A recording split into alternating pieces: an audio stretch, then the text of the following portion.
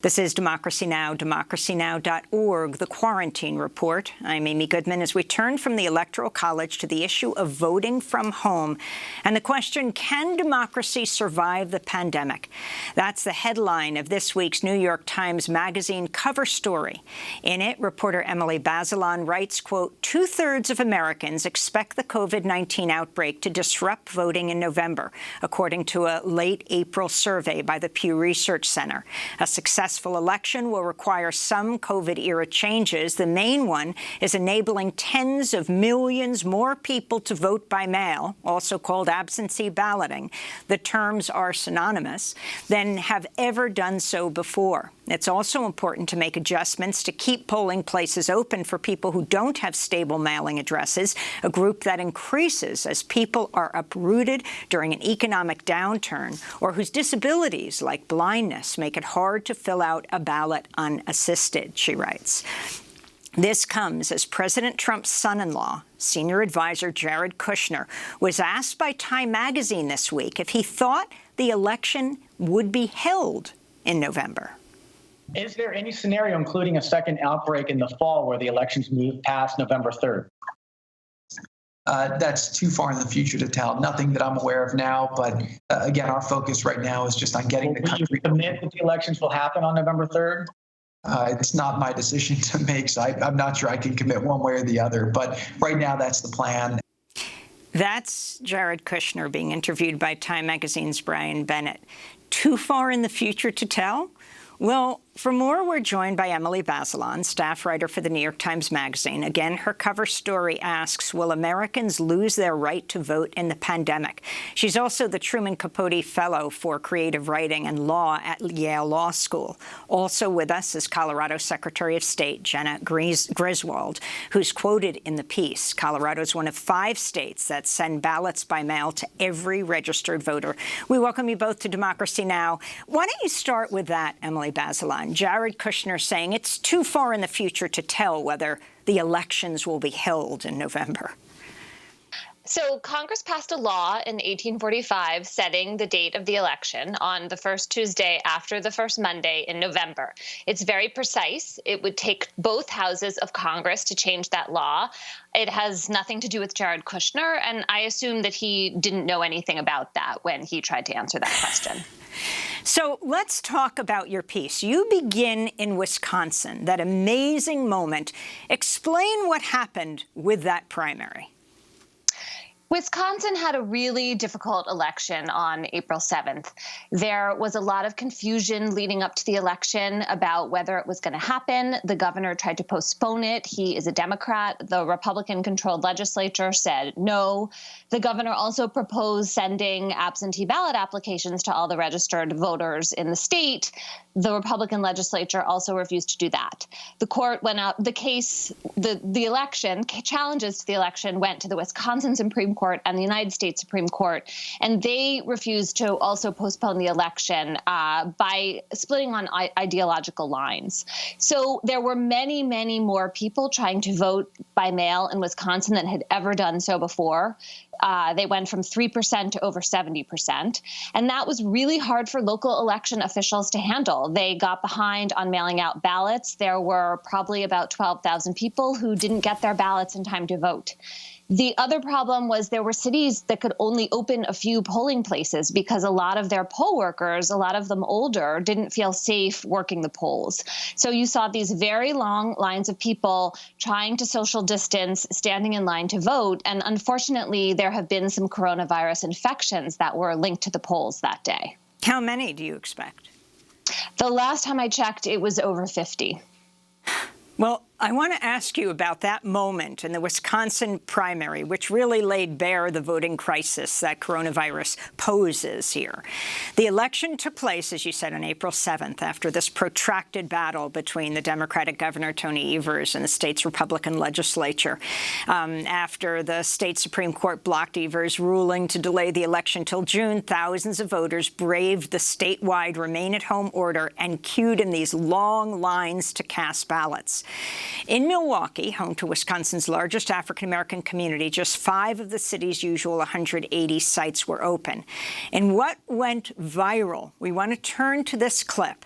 It's Wisconsin's Republican State Assembly Speaker Robin Vos defending his support for in-person voting during the deadly pandemic while wearing a surgical mask, gloves, and hospital gown at a polling place.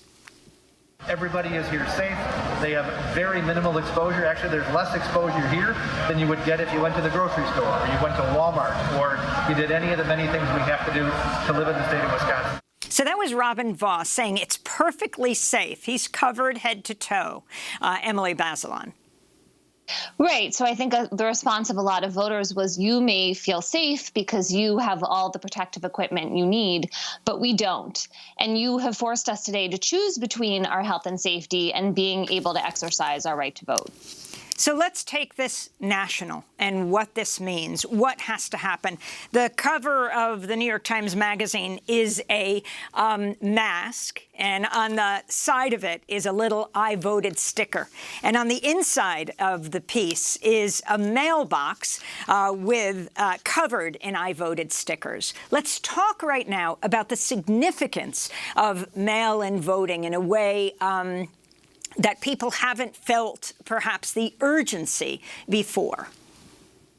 There are many states in the country, the majority of states, where you can request an absentee ballot and you don't need to make an excuse. You don't have to say, I'm sick or I'm traveling. You can just ask for one.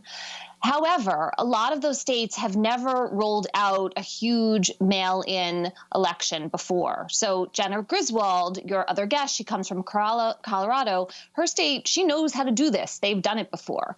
In my state of Connecticut, only in the past 3 or 4% of people have voted absentee in previous elections. So you imagine if Connecticut, if 50 or 60 or 70% of us want to vote absentee this time, the state is going to have to change how they do business. They're going to have to order much, much more paper. They're going to have to make sure that they have relationships with vendors that can handle an order like that.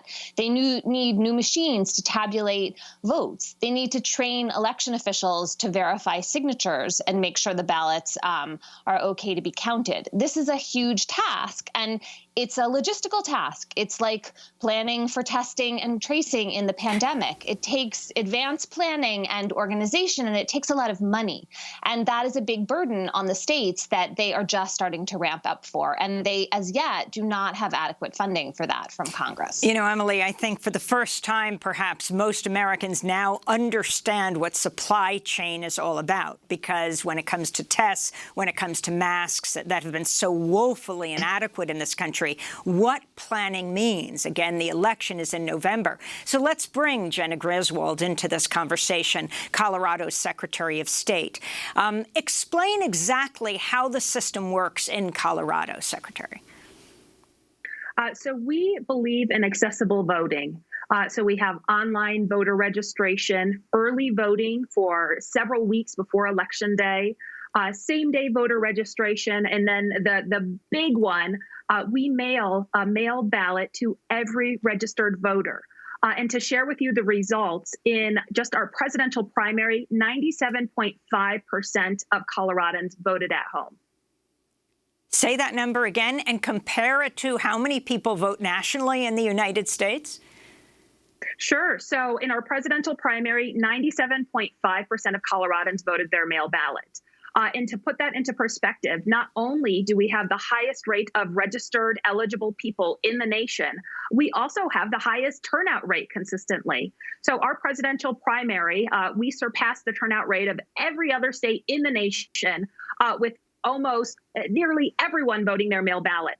Now, it is important to maintain in-person voting, which we're about to do for our June 30th statewide primary.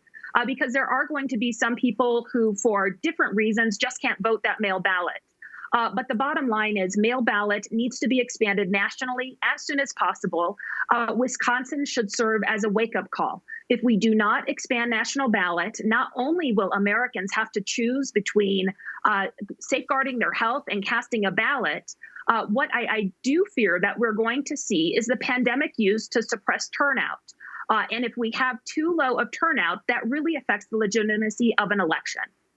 I wanted to turn to President Trump to get your response to what he said. This was in an interview on Fox and Friends where he was celebrating the fact that the $2.2 trillion stimulus package left out provisions by Democrats in earlier versions of the bill that would have expanded voting access. If you look at before and after, the things they had in there were crazy. They had things, levels of voting that if you ever agreed to it, you'd never have a Republican elected in this country again. He continually also attacks mail-in voting, though he does that himself. I want to get Secretary Griswold and then Emily Bazelon talking about what Trump's opposition to this means. Well, I think in this instance, President Trump was very straightforward. He opposes mail ballot because he thinks Republicans will lose seats. Not only is it reprehensible to put politics above Americans' health and force Americans into unhealthy voting, having really crowded polling locations, not enough polling locations. That's bad in itself. But on top of it, it's just untrue. Colorado shows that Republicans can win in mail ballot systems. A U.S. senator has one. Many statewide officials have one on the Republican side under our system. So the claim that it benefits one side more than the other just isn't true. And at the end of the day, if this nation does not act, we will see Republicans, Democrats, and independents all deciding whether to sit out the November election. That's not good for our democracy. And frankly, that's not good for President Trump either. And I wish he could recognize that. Emily Bazelon, if you could also respond to this point he's making, that Republicans will lose if more people vote. Yeah, it's really interesting because the research shows what Secretary Griswold was pointing to, which is that voting by mail does not actually have a partisan effect. It's neutral. It doesn't help Democrats. It doesn't help Republicans. What it does do is boost turnout. And so there is this assumption that President Trump and some other Republicans make this assumption as well, that if more people vote, they are more likely to lose. I want to ask about the repeated attacks on vote by mail by people, of course, other than by President Trump, by Republicans claiming to be attacking voter fraud. In Georgia, the new Secretary of State, Brad Raffensperger, a Republican, has announced an absentee ballot fraud task force to investigate signature mismatches and other issues. In your New York Times Magazine piece, you quote Lauren Growargo of Fair Fight Action, who says the task force is a submission to the Trump voter suppression machine. Explain. So, yes, in Georgia, I think the concern of voting rights advocates like Lauren Growargo is that people will hear they're going to be investigated if they vote by mail, and they'll get nervous about it, and that will intimidate them in a way that will discourage voting. I think it's also important to connect this to a long-time voter suppression tactic among conservatives. So you go back to the 60s, you had poll taxes, literacy tests to try to prevent African Americans from voting. Then we have the Voting Rights Act. It becomes illegal to do things like that. But you start to see a push for voter identification at the polls. And the justification for voter ID laws was we're preventing fraud. So it turns out there's almost no fraud at the polls. If you think about it, it'd be really hard to turn an election by having people show up and vote twice. You need a lot of people to do that and get away with it. It just isn't really a problem. And so that does not stop conservatives and a lot of Republicans, however, from making this charge over and over again. We're seeing it now with a complaint about voting by mail, even though states like Secretary Griswold, with a really good track record and practically universal voting by mail, have very low levels of fraud. And you also see it with something called purging, which is this idea of cleaning up the voter rolls by cutting people off of them if they haven't voted for a while or if their names don't exactly match in other databases. And similarly, the rationale given for purging the rolls is to prevent fraud. But the reality of fraud is just much, much smaller, really tiny compared to the amount of people who end up with barriers to voting for these reasons. Emily Bazelon, is the Trump campaign spending its election money on efforts to limit voting by mail?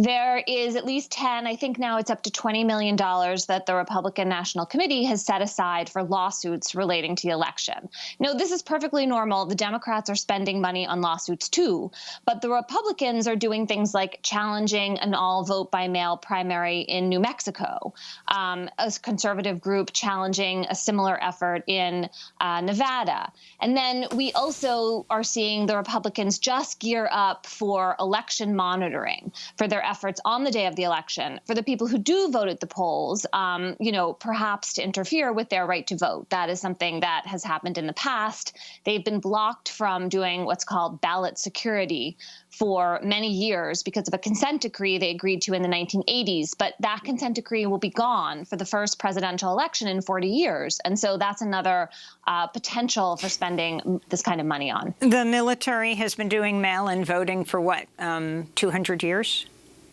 Well, yeah, it started in the Civil War. You're right. That's where we get the idea of absentee balloting from. There was actually a struggle through World War I and World War II over how much absentee balloting soldiers would be able to do. But yes, they have been doing it this way for a long time.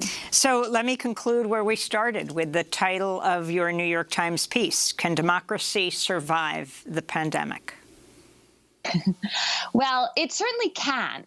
South Korea just had a completely calm and orderly election. People voted by mail. They also socially distanced at the polls. It went fine. There's no reason why America can't do this, and we still have time. But it's an urgent task to get everything ready. And because Congress hasn't passed the funds to make that easily possible, I think this is a time for kind of concern and paying a lot of attention to this issue. What would it cost? Well, the estimates from the Brennan Center for Justice are $4 billion. That would include all the primary elections as well as the general election in November. So far, Congress has pledged only $400 million. So you see there's a really big gap there, and that is really hamstringing some of the states. I want to thank you both for being with us. Emily Bazelon, staff writer at the New York Times Magazine. We will link to your cover story, Can Democracy Survive the Pandemic? And I want to thank Colorado Secretary of State Jena Griswold joining us from Denver. And that does it for our broadcast. The amazing Democracy Now! Team is working with as few people as possible on site, the majority of our team working from home. Special thanks to our general manager, Julie Crosby. Democracy Now! Is produced with Renee Feltz, Mike Burke, Dina Guzder, Libby Rainey, Nermeen Sheikh, Carla Wills, Tammy Warrenoff, Tarina Nadura, Sam Alkoff, Tamaria Studio, John Hamilton, Robbie Karen, Hani Masood, Adriano Contreras, and Maria Taracena. Special thanks to Miriam Barnard, Dennis Moynihan, Paul Powell. I'm Amy Goodman. Thanks so much for joining us.